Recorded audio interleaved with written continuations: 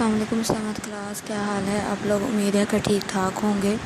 आज हम ग़ज़वा तबूक का जो है वो थर्ड वाला लॉन्ग क्वेश्चन देखते हैं।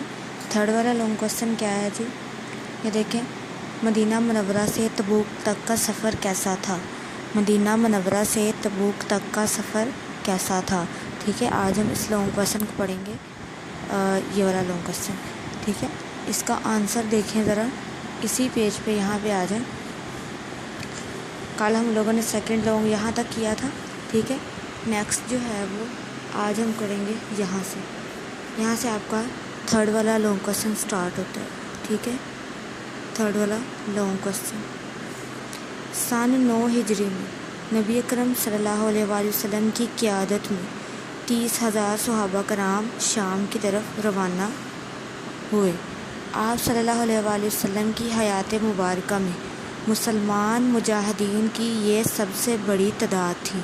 हाँ जी, 9 हिजरी में नबी अकरम सल्लल्लाहु अलैहि वसल्लम की क़यादत में, यानी उनकी रहनुमाई में 30,000 सहाबा कराम रज़ियल्लाहु ताला अन्हुम शाम की तरफ रवाना हुए। शाम मुल्क का नाम है। ठीक है, वो सब मिलके शाम की तरफ रवाना हुए आप सल्लल्लाहु अलैहि वसल्लम की हयात मुबारका में।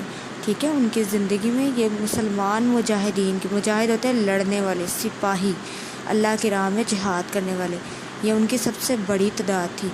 इनमें 10,000 सवार थे, यानी घोड़ों पर, ऊँटों पर सवार थे।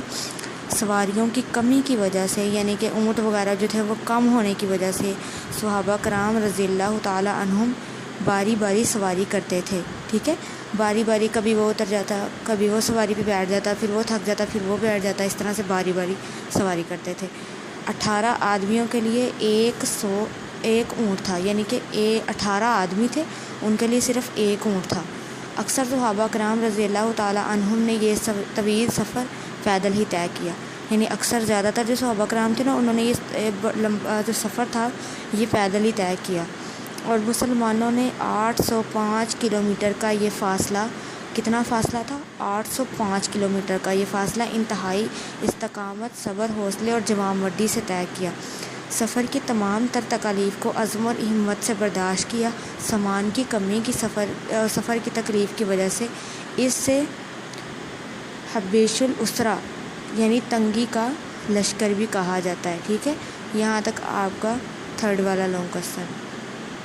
ठीक है, नेक्स्ट वाला देखें क्वेश्चन क्या है। ये देखें, शॉर्ट क्वेश्चन है। हबीशुल उसरा का मतलब क्या है। हबीशुल उसरा का मतलब क्या है। ठीक है, ये देखें ज़रा। हबीशुल उसरा का मतलब तंगी का लश्कर है। ठीक है, यहाँ पे आपने लिखना है हबीशुल उसरा, फिर आगे लिखना है का मतलब,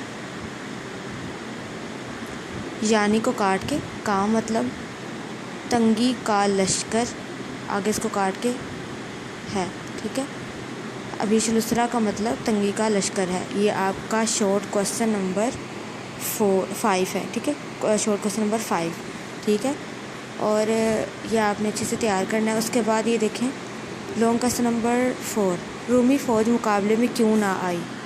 हाँ जी, ये 4 वाला क्वेश्चन आपका ये लॉन्ग क्वेश्चन है।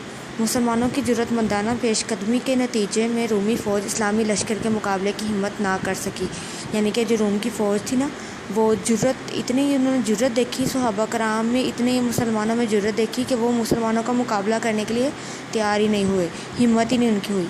इसलिए इस ग़ज़वा में मुसलमानों को बग़ैर लड़ाई की फ़तह हासिल हो गई, यानी कोई जंग नहीं हुई, कोई लड़ाई नहीं हुई, वैसे ही मुसलमान फ़तह याब हो गए। नबी अकरम सल्लल्लाहु अलैहि वसल्लम ने सहाबा कराम के हमरा 20 दिन तक तबूक के मुकाम पर क़याम किया। कितने दिन किया था, 20 दिन तक।